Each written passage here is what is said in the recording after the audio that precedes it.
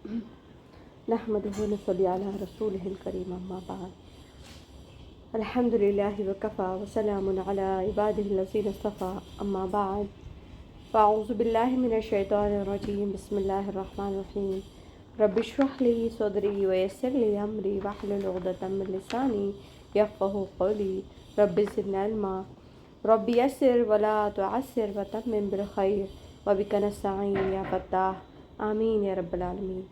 अल्लाहुम्मा अनफ़अना बिमा अल्लमतना व अल्लिमना मा यनफ़अुना व ज़िदना इल्मा। अल्हम्दुलिल्लाह अज़ीज़ी बहनें, अल्लाह रब्बुल इज़्ज़त का इनाम करम एहसान। अल्लाह रब्बुल इज़्ज़त ने सेहत तंदुरुस्ती आफ़ियत के साथ हमें मुहर्रमुल हराम के महीने में दाखिल फरमाया। ये हरमत वाला महीना है, ये मुबारक महीना है और इसके अंदर अल्हम्दुलिल्लाह हम बासानी सांस ले रहे हैं, सुकून इत्मीनान के साथ अल्लाह ने रखा है। ये उसका बहुत बड़ा एहसान है कि अल्लाह फरमाते हैं कि जो इंसान मेरा शुक्र नहीं अदा करता और मेरी दी हुई नेमतों का शुक्र अदा नहीं करता, मेरी दी हुई मुसीबतों पर सब्र नहीं करता, मेरे फ़ैसलों पर राज़ी नहीं होता, तो अल्लाह फरमाते हैं कि फिर उसे चाहिए कि कोई दूसरा रब तलाश कर ले। अल्लाह अकबर कबीरा। तो अल्हम्दुलिल्लाह अज़ीज़ी बहनें, अल्लाह ताला ने जो हमें नेमत दी है हम उसका शुक्र अदा करते हैं और जो भी हालात में हम हैं हम उसका शुक्र अदा करते हैं। जब हम मुआवज़ना करने बैठे, मुआवज़ना अगर हम दूसरों से करें, कंपेयर हम दूसरों से करें कि हमारी ज़िंदगी के हालात कहाँ कैसे गुज़र रहे हैं, तो हमें तब ये पता चलता है कि दूसरों की ज़िंदगी में देखने के बाद फिर हमें पता चलता है कि हम कई दर्जे बेहतर हैं। हम अपने हालात से दूसरों के हालात को तब्दील करना बिल्कुल भी नहीं चाहेंगे अगर उनकी ज़िंदगी की हकीकतें पता हो जाए। तो अल्लाह का शुक्र अदा करें कि अल्लाह ताला ने हमें वो तकलीफ़ नहीं दी जिसके कि हम अहल नहीं हैं। अल्हम्दुलिल्लाह। और अज़ीज़ी बहनें, सबसे बड़ी नेमत यह है कि हम दुनिया की डिग्रियों पर और दुनिया की मेहनतों पर इतना वक्त देते हैं हमारी औलादों के लिए, हम खुद भी, कि ये एक पेपर की डिग्री सिर्फ़ और सिर्फ दुनिया के पैसे कमाने के लिए समझ लीजिए, या फिर डिग्रीज़ मिलने के बाद भी श्योर नहीं है कि आपको जो है तो जॉब अच्छी से अच्छी मिल जाए। कुछ तकदीरों के भी फ़ैसले होते हैं और कुछ मुक़द्दर भी होते हैं जिसमें जो है तो सारे खेल उसी के होते हैं। बेशक तालीम अपनी जगह एक अहमियत की हामिल है, लेकिन अज़ीज़ी बहनें, जो तालीम दुनिया और आखिरत में हमारी कामयाबी का सबब है, जो तालीम की बदौलत दुनिया हमारी बन सकती है और आखिरत हमें जन्नत मिल सकती है, अल्लाह की रज़ा मिल सकती है, उसके लिए हमारे पास वक्त नहीं है। ना हमारे बच्चों के लिए हम ये सोचते हैं कि हमारी बच्चियाँ डिग्रियाँ कर लेती है, बच्चे डिग्री कर लेते हैं, लेकिन उनका तावुज़ तस्मिया सही, कलीमा सही नहीं होता, ना उनके कुरान सही होते हैं और ना ही उन्हें जो है तो इम्पॉर्टेंट सूराज या नमाज वग़ैरह के अहम मसाइल या ज़िंदगी गुस्ल के वग़ैरह के मसाइल भी पता होते हैं। हमने बहुत सारे ऐसे लोग देखे हैं जो इल्ला माशाल्लाह कि उनको जो है तो मसाइल तक नहीं पता है और उनकी शादियाँ होती है, गुस्ल के मसाइल तक नहीं पता है। अल्लाह हिफाजत फरमाए, अल हफ़ीज़ वल ईमान के इल्म के मामले में तो, दुनियावी इल्म के मामले में तो बहुत बड़े जो है तो पीएचडी है, लेकिन जब दुनिया का मामला, दीन का मामला आता है तो उसके मामले में जो है तो सिफ़र है या ज़ीरो है। अल्लाह हिफाजत फरमाए। तो इसके लिए मेहनत ज़रूरी है, जिसके लिए जो तो जिसके ऊपर ही कामयाबी है। जन्नत मिलनी है तो आखिरत मिलनी है दीन की तालीम की बुनियाद पे ही मिलेंगी आपको।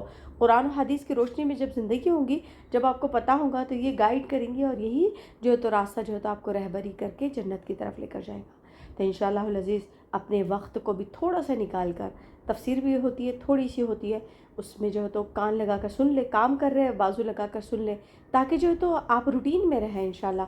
और बात यह है अज़ीज़ बहनें कि जो मैं भी यहाँ पर अभी आपके सामने बैठी हूँ, तो मैं ये बिल्कुल नहीं कि मुझे बहुत आता है तो मैं आपको सिखाने के लिए बैठी हूँ, बल्कि ये है कि अपने वक्त को, मैं भी अपने वक्त को फ़ारिग करके इसलिए यहाँ पर बैठी हूँ कि चलो ऑनलाइन नहीं हो रहा तो चलो ऐसे ही प्रीमियर कर देते हैं, लेकिन जो है तो किसी तक ये बात पहुँचे। और जब मैं ख़ुद रिपीट करूँ, जब मैं ख़ुद कुरान को हाथ में लूँ, जब मैं ख़ुद उसको वक्त दूँ, तो मेरे अंदर भी कोई चीज़ जागती है कि मैं उस पर अमल करूँ। कुरान मुझसे मुखातिब है और मुझे जो है तो सबक दोहरा होता है कि अल्लाह ताला यहाँ इस तरीक़े से हुक्म फरमा रहे हैं। दिन में से कुछ टाइम जो है तो वो चीज़ क्या होती है, रिबैक होती है, اور وہ دماغ میں چلتے رہتی ہے نا. تو انشاءاللہ العزیز یہ نیت سے اپنے قرآن کو اور سیکھنے سکھانے کی کوشش کریں کہ یہ ہماری دنیا میں بھی رہبری کرے گا، آخرت میں بھی رہبری کرے گا. جو وقت آپ سیکھ رہے ہیں، فرما رہے ہیں کہ دنیا اور ما فیہا سے وہ بہتر وقت ہے، تو اس سے بہتر اور کیا بات ہو سکتی ہے. سبحان اللہ. تو عزیز بہنیں، ہم سورہ نساء کی آیت نمبر 55 تک پہنچے تھے. اب ہے 57 تک پہنچے تھے کہ اللہ تعالیٰ جہنمیوں کی جلدوں کو تبدیل کریں گے اور انہیں نئی نئی جلد دے کر، اور جہنم میں جانے کے بعد انسان کو قد بھی بڑھا دیا جائے گا، اس کا ہائٹ، اس کی اسکن بھی موٹی موٹی سے دی جائیں گی.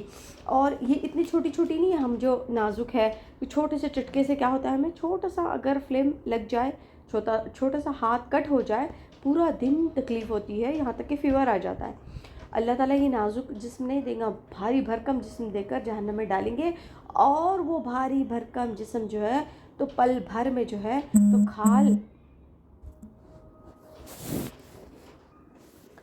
کھال تبدیل ہوں گی، اور وہ تبدیل ہو کر پھر جو ہے تو پھر جہنم کا عذاب دیا جائے گا.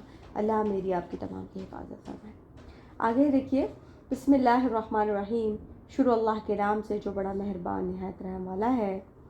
ان اللہ یامرکم ان تؤدوا الامانات الی اہلها واذا حکمتم بین الناس ان تحکموا بالعدل ان اللہ نعم ما یعظکم بہ ان اللہ کان سمیعا بصیرا. اللہ فرما رہے ہیں، یہ سورہ نساء ہے، اس میں سبحان اللہ کیا کچھ احکام نہیں بیان کیے گئے ہیں. نیک انسان کے، برے انسان کے، شوہر، بیوی، ہمیں معاشرے میں کیسا رہنا، والدین کے ساتھ کیسے سلوک کرنا ہے. ایک انسان ایک عورت کے ہوتے ہوئے، ایک مرد کے ہوتے ہوئے، جہاں وہ شوہر ہے اس کو کیسے رہنا چاہیے، جہاں وہ بیوی ہے کیسے رہنا چاہیے، جہاں وہ بیٹی ہے تو اسے کس طرح سے ڈیل کرنا چاہیے، جہاں وہ والدین ہیں تو اولاد کے ساتھ کیسے ہو. سبحان اللہ. غرباؤں کے ساتھ کیسے، مسکین کے ساتھ کیسے رہے، ماتحتوں کے ساتھ کیسے رہے. سبحان اللہ سبحان اللہ. آگے دیکھیے کہ اللہ تعالیٰ تمہیں تاکیدی کا حکم دیتا ہے کہ امانت والوں کی امانتیں پہنچائی جائے. اگر آپ کے پاس کسی کی امانت رکھی ہے اسے پہنچائے. وَإِذَا حَكَمْتُمْ، اور جب لوگوں کا فیصلہ کرو، اگر تمہیں کوئی عادل بنا کر بٹھا دے، کوئی آپ کو ولی بنا دے، کوئی حاکم بنا دے، تو عدل و انصاف سے فیصلہ کرو، یقیناً وہ بہتر چیز ہے. اور جس کی نصیحت تمہیں اللہ تعالیٰ کر رہا ہے، بے شک اللہ تعالیٰ سنتا اور دیکھتا ہے. ہمارے یہاں پر تو کیا ہوتا ہے، کہیں حاکم بنا لیے یا کورٹ وغیرہ میں چلے گئے، کوئی وکیل وغیرہ کے پاس یا کوئی حاکم کے پاس یا کوئی ولی کے پاس چلے جاؤ تو وہاں پر صرف رشوتیں چلتی ہیں. پیسے دے دو، آپ کی طرف سے فیصلہ ہے نا. جس کے پاس کچھ نہیں وہ ہار گیا، چاہے پھر وہ حق پر ہو. تو اللہ فرما رہے ہیں کہ تم کیا کرو، امانت کو صحیح ادا کرو. اگر تمہیں حاکم بنایا جا رہا ہے، فیصلے صحیح سے کرو. پھر اللہ فرما رہے ہیں کہ رسول اللہ صلی اللہ علیہ وسلم فرماتے ہیں، دیکھیے ایک روایت میں ہے امانت کی ادائیگی کے بارے میں کہ جو تیرے ساتھ امانت داری کا برتاؤ کرے تو اس کی امانت ادا کر، جو تیرے ساتھ خیانت کرے تو اس سے خیانت مت کر. ہے نا. آج کیا ہے معاشرے میں کہ سب چیٹ کا ہی معاملہ چل رہا ہے، تو کیا ایمانداری کہاں کی ہے. وہ ہمیں سامان جو ہے تو 2 نمبر کا دے رہے تو ہمیں پیسہ بھی 2 نمبر کا دیں گے، ہے نا. یا پھر جو ہے تو وہ ایسا کرے تو ہم بھی ویسا کریں گے. اللہ فرما رہے ان کو کرنے دو، جو کر رہے ہیں کرنے دو، آپ ایسا مت کرو. کیونکہ ہر انسان کو اپنی خبر میں جانا ہے، ہر انسان کو اپنا حساب دینا ہے. ہر انسان کی باس پرس اس کی اپنی ہوں گی. کوئی دوسرا کسی انسان کی جو ہے تو سوالات کے جواب دینے کے لیے، جواب دہی کے لیے نہیں آئے گا. اب اس آیت کے الفاظ عام ہیں. اللہ تعالیٰ عز و جل کی کل حقوق کی ادائیگی کو بھی شامل ہے، جیسے کہ نماز ہو، روزہ ہو، زکوٰۃ ہو، کفارہ ہو. اور بندوں کے آپس کے کل حقوق بھی شامل ہے، جیسے امانت دی ہوئی چیز ہے. بس جس کو جو حق کو ادا نہ کرے گا، قیامت کے دن اس کی پکڑ ہوگی. اللہ ہماری سب کی حفاظت فرمائے. ایک روایت میں کیا ہے عزیز بہنیں، اس سے پتہ چلتا ہے کہ امانت کتنی بڑی چیز ہے۔ حضرت عبداللہ ابن مسعود رضی اللہ عنہ فرماتے ہیں شہادت کی وجہ سے تمام گناہ مٹ جاتے ہیں مگر امانت نہیں مٹتی۔ ایک شخص ہے، اللہ کے راستے میں جہاد کیا، سر کٹا دیا، جسم کے پورے ٹکڑے ٹکڑے ہو گئے، لیکن سارے گناہ اس کے معاف ہو جاتے ہیں، لیکن اس نے کسی کی امانت لی ہوں گی، کسی کا قرض لیا ہوگا، کسی کے پیسے رکھے ہوں گے، یا پھر کسی کو ادا نہیں کیا ہوگا۔ مثال کے طور پر مرچنٹ ہم جاتے ہیں شاپنگ پر، اور شاپنگ آپ گروسری کی شاپنگ لے لیں، آپ کوئی علاج کروانے کے لیے جاتے ہیں، ڈاکٹر کے پاس جاتے ہیں، جیسے بھی جاتے ہیں، اور اگر اس کی فیس پے نہیں کر رہے، ٹال مٹول کر دیے، یا ہے نا بہت سارے لوگ ہوتے ہیں کہ ان لوگوں کے جو ہے تو لگے ہوتے ہیں، پیسے خوب سارا کر لیتے ہیں اور پھر بھاگ جاتے ہیں، ڈبا دیتے ہیں، تو اللہ فرما رہے ہیں کیا کہ پورے جو ہے تو گناہ معاف ہو جاتے ہیں شہادت کی وجہ سے ایک شہید انسان کے، مگر امانت نہیں مٹتی۔ اب جا کے گروسری والے کو وہ کہہ رہا ہے کہ نہیں اتنے میں نے دینا ہے، اور آپ ضد بضد اڑے ہوئے ہیں کہ نہیں مجھے اتنے میں خریدنا ہے، پھر آپ اس کو پیسے کم دیتے ہیں، وہ کہتا ہے کہ نہیں بعد میں دے دینا، تو اس کا جو بات کا جملہ ہے نا، تو وہ یہ معمولی بات نہیں کہہ رہا ہے، وہ کہہ رہا ہے کہ میں کل قیامت کے دن لوں گا۔ آج عورتیں اسی ہٹ درم ہو گئی ہیں، میں نے اپنی آنکھوں سے دیکھا ہے کہ وہ دیتی ہی نہیں ہے، وہ بیچارہ بولتے رہ جاتا ہے کہ نہیں میں نے، آپ بعد میں دے دینا باجی، نہیں ہو تو چلے گا بعد میں دے دینا، لیکن اس کی قیمت اتنی نہیں ہے۔ تو یاد رکھیے کہ بیع اور شراء کرتے وقت، یعنی خرید و فروخت کرتے وقت بھی بات صریح اور کھلے طور پر ہو۔ اور تو کیا کہہ رہے ہیں کہ پھر امانت جو ہے تو اس کے اوپر سے نہیں اٹھتی بلکہ مٹتی نہیں، اگرچہ کوئی شخص اللہ تعالیٰ کی راہ میں شہید کیوں نہ ہوا ہو، اور اسے بھی قیامت کے دن لایا جائے گا اور کہا جائے گا کہ اپنی امانت کو ادا کرو۔ قرض ہے، قرض بھی ادا ہوگا، ادا کیا جائے گا۔ قرض کی ادائیگی کے لیے بھی جو ہے تو اللہ تعالیٰ کھڑے کریں گے، اور وہاں تو آپ تھوڑی دنیا سے پیسے لے کر جا رہے ہیں، اپنی پراپرٹی لے کے جا رہے ہیں کہ آپ ادا کریں گے وہاں، بلکہ وہاں اعمال کے سکے چلتے ہیں، تو پھر اپنے اعمال دے کر آپ ان کے حقوق کی ادائیگی کریں گے۔ پھر اللہ فرماتے ہیں صحیح حدیث میں ہے کہ قیامت کے دن ہر حقدار کا حق اسے دلایا جائے گا، یہاں تک کہ بے سینگ والی بکری کو اگر سینگ والی بکری نے مارا ہے تو اس کا بھی بدلہ دیا جائے گا۔ اللہ اکبر کبیرہ۔ تو کیا کہہ رہے ہیں، اب جو امانت پوچھیں گے اللہ تعالیٰ تو وہ جواب دیں گا کہ دنیا تو اب ہے نہیں، شہید کہے گا کہاں سے ادا کروں؟ فرماتے ہیں پھر وہ چیز اسے جہنم کی تہہ میں نظر آئے گی، کہا جائے گا اسے لیا، اسے اپنے کندھے پر لاد کر لے چلیں گا، لیکن وہ گر پڑیں گی، اور پھر اسے لینے جائیں گا، پھر اسی عذاب میں وہ مبتلا ہوں گا۔ کون؟ شہید۔ اللہ اکبر کبیرہ۔ حضرت زازا نے اس روایت کو سن کر حضرت برا کے پاس آ کر اپنا بیان کرتے ہیں، وہ کہتے ہیں کہ میرے بھائی نے سچ کہا۔ پھر قرآن کی اس آیت کو پڑھتے ہیں، ابن عباس وغیرہ فرماتے ہیں کہ ہر نیک اور بد یہی کے لیے یہی حکم ہے کہ معاملات کی جو باریکی ہے تو پھر وہ باریکی بہت اہم ہے۔ حضرت ربیع بن انس فرماتے ہیں جو معاملات تیرے اور دوسروں کے درمیان ہوں یہ سب کچھ شامل ہے۔ اللہ اکبر۔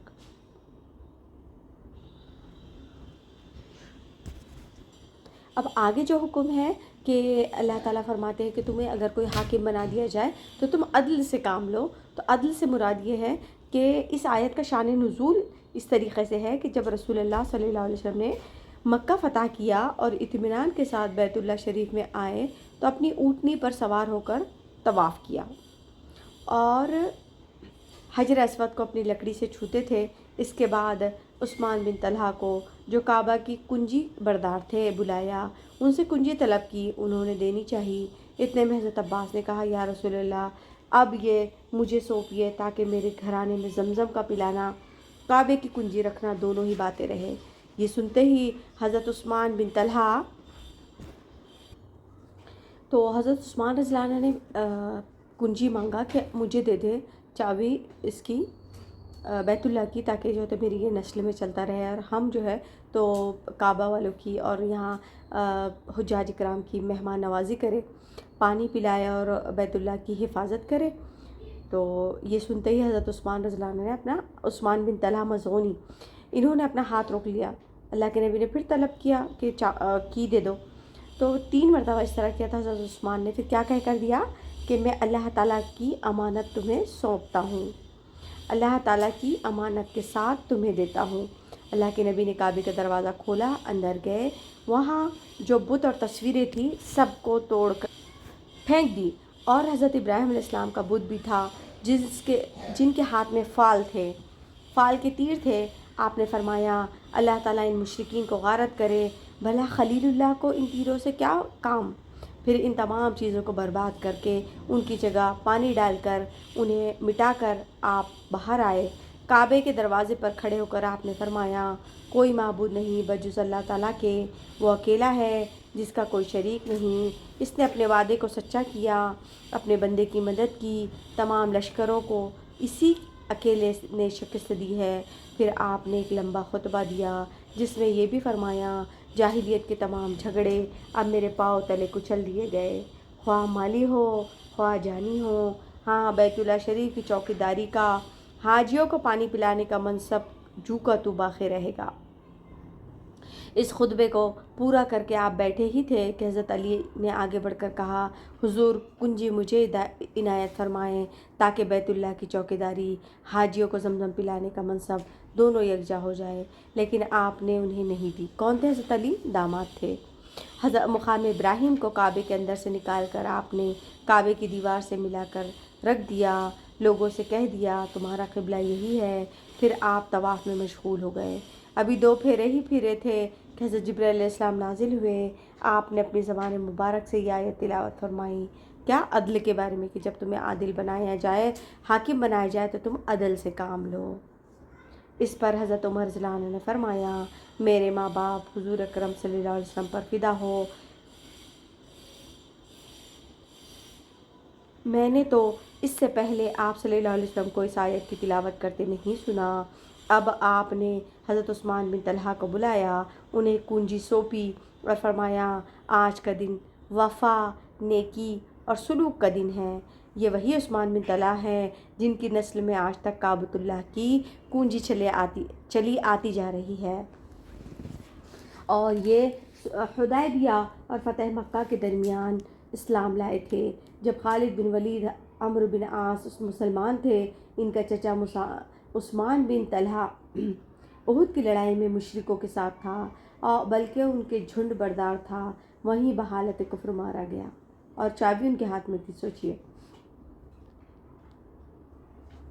اور اللہ فرما رہے ہیں کہ ہر شخص کو ہر امانت کی ادائیگی کا حکم ہے. پھر ارشاد ہے کہ فیصلے عدل کے ساتھ کرو، حاکموں کو احکم الحاکمین کا حکم ہو رہا ہے، کسی حالت میں عدل کا دامن نہ چھوڑو. تو عدل کا معاملہ میرے اس بہنیں صرف اور صرف کام، کاروبار اور یہ آفیشیل چیزوں میں ہی نہیں ہے، بلکہ عدل کا معاملہ زندگی کے ہر معاملے میں ہے. ماں باپ ہے تو وہ اولاد کے معاملے میں ہے، ہر چیز کے معاملے میں ہے کہ عدل کے ساتھ کیسے جو ہے تو چلا جائے. پھر ارشاد ہے کہ فیصلے عدل کے ساتھ کرو. حدیث میں ہے اللہ تعالیٰ حاکم کے ساتھ ہوتا ہے جب تک کہ وہ ظلم نہ کرے. جب ظلم کرتا ہے حاکم تو وہ اسی کی طرف سونپ دیا جاتا ہے، اللہ تعالیٰ وہاں سے ہٹ جاتے ہیں، اللہ کی مدد ہٹ جاتی ہے. ایک اثر میں ہے کہ ایک دن کا عدل 40 سال کی عبادت کے برابر ہے. کوئی انسان ہے، عدل کر رہا ہے، انصاف کر رہا ہے، گھر کا بڑا ہے، حاکم ہے، اور وہ عدل سے کام لے رہا ہے تو اللہ فرما رہے 40 سال کی عبادت کے برابر ہے اس کا ایک عدل. سبحان اللہ. کیونکہ ان کے ایک عدل سے، ان کے ایک فیصلے سے، ان کے ایک حکم سے، ان کے ایک آرڈر سے دوسروں کی زندگیاں بچتی بھی ہے اور بنتی بھی ہے اور بگڑتی بھی ہے. صحیح ہے. پھر فرماتا ہے یہ ادائیگی امانت کا اور عدل انصاف کا حکم، اسی طرح شریعت کے تمام احکام اور ممنوعات اور تمہارے لیے بہترین اور نافع چیزیں ہیں جن کا امر پروردگار تمہیں کر رہا ہے.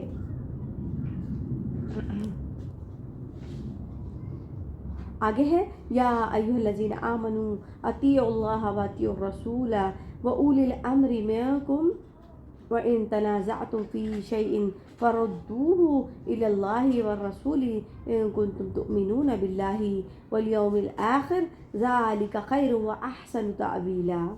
اللہ فرما رہے ہیں اے ایمان والو، فرما برداری کرو، اللہ تعالیٰ کی فرما برداری کرو، رسول اللہ صلی اللہ علیہ وسلم کی تم میں سے اختیار والوں کی پھر اگر کسی چیز میں اختلاف کرو تو اسے رجوع کرو، لوٹاؤ اللہ تعالیٰ کی طرف اور رسول اللہ کی طرف، اگر تمہیں اللہ تعالیٰ پر قیامت کے دن پر ایمان ہے، یہ بہت بہتر ہے، باعتبار انجام کے بہت اچھا ہے۔ کیا کہہ رہے ہیں کہ دین اتباع کا نام ہے، کہ اللہ کے نبی پاک صلی اللہ علیہ وسلم، عبداللہ ابن عباس رضی اللہ عنہ سے یہ مروی ہے کہ اللہ کے نبی نے کیا فرمایا، ایک چھوٹے سے لشکر میں، تو یہ آیت کا شان نزول اس طرح ہے کہ اطاعت کرو اللہ اور اس کے رسول کی، اور تم میں سے اختیار والوں کی، یعنی تمہارے اوپر اللہ تعالیٰ نے جو حاکم بنائے ہیں، گھر میں بنائے ہیں، گھر میں والدین حاکم ہیں، بڑے گھر کے ہیں تو وہ حاکم ہیں، اور جو ہے تو جہاں آپ کام کرتے ہیں، جہاں آپ جس کے انڈر کام کرتے ہیں وہ آپ کے حاکم ہیں، آپ کے اوپر کیا ہے، آپ ان کے انڈر کام کر رہے ہیں، تو وہ ان کے نیچے جو کام کر رہے ہیں ان کی اطاعت کرو۔ اب کیا ہے، تو حضرت کیا فرما رہے ہیں کہ حضرت عبداللہ بن حذافہ بن قیس، اللہ کے نبی صلی اللہ علیہ وسلم نے ان کو لشکر میں بھیجا، چھوٹے سے لشکر میں، اور ان کے بارے میں یہ آیت نازل ہوئی کہ بخاری مسلم میں ہے، اللہ کے نبی پاک صلی اللہ علیہ وسلم نے ایک لشکر بھیجا جس کی سرداری ایک انصاری کو دی۔ ایک مرتبہ وہ لوگوں پر سخت غصہ ہو گئے اور فرمانے لگے، کیا تمہیں اللہ کے نبی نے نہیں کہا تھا کہ میرا حکم کو مانو، میں تمہارا بڑا ہوں، میں تمہارا کیا ہوں، حاکم ہوں؟ اور تو ان سب نے کہا کہ ہاں بالکل، اللہ کے نبی نے اس طرح کہا، تو کہا کہ تم میری نہیں مان رہے ہو، تو چلو اب مانو یہ کہ لکڑیاں جمع کرو، آگ جلاؤ اور اس کے اندر کود جاؤ۔ تو لوگوں نے تھوڑی دیر کے لیے سوچنا شروع کیا، اور ایک نوجوان نے کہا، لوگوں سنو، آگ سے بچنے کے لیے ہی تو دامن رسول صلی اللہ علیہ وسلم نے ہم نے پناہ لی تھی، تم جلدی نہ کرو جب تک کہ اللہ کے نبی سے ملاقات نہ ہو جائے، کوئی جو ہے ان کی فرما برداری نہ کرو۔ اب حاکم نے کہا کہ تم جو تو آگ جلاؤ اور اس میں کود جاؤ۔ اب عزیزی بہنیں، یہاں بھی ایک سوچنے والی بات ہے کہ اب اللہ کے نبی پاک صلی اللہ علیہ وسلم سے ملاقات ہوئی، اللہ کے نبی پاک صلی اللہ علیہ وسلم نے کہا کہ ہرگز ایسا نہ کرو، کیونکہ وہ شخص نے کہا کہ تم جلدی مت کرو، اگر اللہ کے نبی کہتے تو کود پڑیں گے، لیکن جلد بازی بھی مت کرو۔ اللہ کے نبی کے پاس آ کر جب یہ قصہ پورا ماجرا سنایا گیا، اللہ کے نبی نے کہا کہ بہت اچھا کیا کہ تم نے اس میں نہیں کودے، اگر تم آگ میں چلے جاتے تو ہمیشہ آگ میں ہی رہتے۔ سنو، فرما برداری صرف معروف چیز میں ہے، یعنی کوئی انسان ہمیں غلط چیز کی رہبری کر رہا ہے اور وہ بڑا ہے، حاکم ہے۔ آج کل کے پیر مرید بھی اس طریقے سے بن گئے ہیں کہ وہ اپنے خود کو سجدے کرا رہے ہیں، شرک کروا رہے ہیں، بدعات کروا رہے ہیں، برے کام کروا رہے ہیں۔ اگر وہ بھی آپ کو برا کام کرنے کا حکم کرے تو اللہ فرما رہے ہیں، لا طاعۃ المخلوق فی معصیۃ الخالق، کہ اللہ تعالیٰ کی معصیت میں جو تو مخلوق کی بالکل بھی فرما برداری کرنے کا حکم نہیں ہے، چاہے پھر وہ آپ کے والدین ہو، چاہے آپ کے بڑے ہو، چاہے آپ کے گھر کے بڑے سے بڑا انسان ہو، وہ آپ کو اللہ کی نافرمانی پہ لا کر کھڑا کر رہا ہے، زبردستی اور جبر کر رہا ہے، لکڑی اور تلوار لے کر کھڑا ہے، اللہ کی نافرمانی، یعنی اب وہ خود قتل کرنا اپنے آپ کو، یہ اسلام میں کہاں کا حکم ہے کہ آگ جلاؤ اور اس میں کود جاؤ، یعنی یہ کیا سوسائڈ کرنا ہے؟ تو اللہ کے نبی نے فرمایا کہ اچھا ہو تم نے نہیں کیا، اگر کرتے تو جہنم میں جلتے رہتے، کہ تم نے سوسائڈ کا جو ہے تو تمہارے اوپر جو ہے خودکشی کرنے کا جو ہے تو جرم عائد ہو جاتا تھا۔ تو بات ایسی ہے کہ اگر کوئی واقعی میں ہماری زندگی میں بھی کوئی ایسے لوگ موجود ہے جو ہمیں نافرمانی کے اوپر ابھار رہے ہیں، مثال کے طور پر کہہ رہے ہیں کہ آپ پردہ کرتی ہیں، پردہ چھوڑ دو، تو ہم پردہ نہیں چھوڑیں گے، کیونکہ یہ اللہ کا حکم ہے۔ اللہ کے حکم کے آگے مخلوق کی جو ہے تو اطاعت کرنا نہیں ہے، جہاں وہ نافرمانی کے اوپر لا کر کھڑا کر رہی ہو۔ ابو داؤد میں ہے، مسلمان پر سننا اور ماننا فرض ہے، اگرچہ جی چاہے یہ طبیعت رکے، لیکن اس وقت تک کہ اللہ اور اس کے رسول کی نافرمانی کا حکم نہ ہو، جب نافرمانی کا حکم ملے تو نہ سنے اور نہ مانے۔ آج ہمارے یہاں پر جو لوگ جا کر بڑے پیر اور مرید بنا رہے ہیں، عزیز بہنیں، وہاں پر بھی اتنے کچھ گناہ ہو رہے ہیں حفیظ والامان، کہ وہ پہلے تو شرک کرواتے ہیں، اپنے پاس بلا کر شرک کرواتے ہیں، یقین کا بیڑا غرق کرتے ہیں، اس کے بعد بہت ساری ایسی چیزیں ہوتی ہیں جو انسان کو اللہ تعالیٰ سے دور کر دیتی ہے، وہ ایسے سے کام کرواتے ہیں، تو اللہ یہ چیزوں سے جو ہے تو پرہیز کرنا چاہیے۔ آگے حضرت عبادہ بن صامت رضی اللہ عنہ فرماتے ہیں ہم سے رسول اللہ صلی اللہ علیہ وسلم نے بیعت لی، سننے کی اور ماننے کی، اگرچہ ہماری خوشی ہو، ہماری ناخوشی ہو، ہماری سختی ہو، ہماری آسانی ہو، اگرچہ ہم پر دوسرے کو ترجیح دی جا رہی ہو، ہم سے بیعت لے لی کام کے اہل سے، اس کام کو نہ چھینیں مگر یہ کہ تم کھلا کفر دیکھو جس کے بارے میں تمہارے پاس واضح ربانی دلیل ہو۔ بخاری شریف میں ہے کہ سنو اطاعت کرو اگرچہ تم پر حبشی غلام امیر بنایا گیا ہو، گویا اس کا سر کشمش کی طرح ہو، یعنی نظر آنے میں وہ کس طریقے سے نظر آئے، لیکن اگر عادل اور حاکم ہے تو اس کی بات کو سنو۔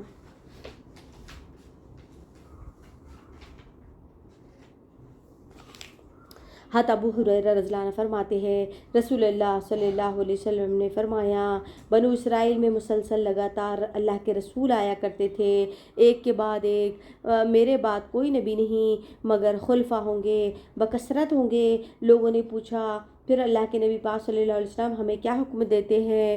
فرمایا پہلے کی بیعت پوری کرو، پھر اس کے بعد والے کی، اور ان کے حق انہیں دے دو، اللہ تعالیٰ ان سے ان کی رعیت کے بارے میں سوال کرنے والا ہے۔ آپ فرماتے ہیں جو شخص اپنے امیر کا کوئی ناپسندیدہ کام دیکھے اسے اس پر صبر کرنا چاہیے، جو شخص جماعت سے بالش سے بھر جدا ہو گیا تو جاہلیت کی موت مرے گا۔ اجتماعیت میں خیر بتاتے نا، تو جو جماعت سے ہٹیں گا، قال اللہ قال رسول والی جماعت ہے جو صحیح حق کی طرف بلا رہی ہے، اور اس کے علاوہ سے ہم اپنی ایک اینٹ کی دیوار کھڑی کریں گے تو پھر کیا ہے، زوال تو آنا ہی ہے۔ اللہ حفاظت کرے۔ جو شخص اپنے امیر کا کوئی ناپسندیدہ کام دیکھے اسے صبر کرنا چاہیے۔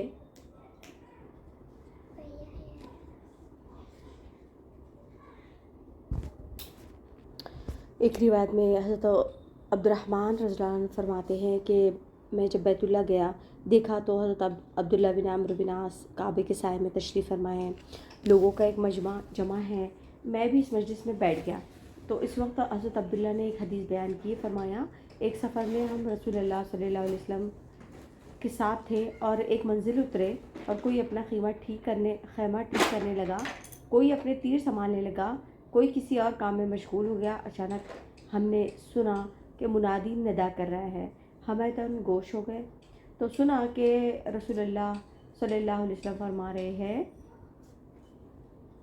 ہر نبی پر اللہ تعالیٰ کی طرف سے فرض ہوتا ہے کہ اپنی امت کو تمام نیکیاں جو وہ جانتا ہے سکھا دے، اور تمام برائیوں سے جو ان کی نگاہ میں برائی ہے آگاہ کر دے۔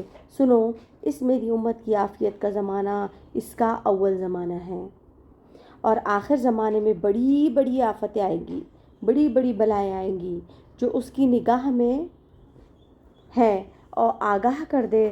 سنو، اس امت کی اور ایسے ایسے فتنے نازل ہوں گے جنہیں مسلمان ناپسند رکھیں گے، اور ایک کے بعد ایک فتنے آتے رہیں گے، ایک فتنہ ختم نہیں ہوتا کہ دوسرا فتنہ آئیں گا، بلائیں آئیں گی، آفتیں آئیں گی، مصیبتیں آئیں گی، پریشانیاں آئیں گی، اور فتنے بھی کیسے آئیں گے کہ ایک ختم نہیں ہوں گے دوسرا آ جائے گا، اور بڑی بڑی بلائیں آئیں گی، ایسے امور نازل ہوں گے، ہے نا، جو آج ہم خود بھی دیکھ رہے ہیں۔ تو اللہ فرما رہے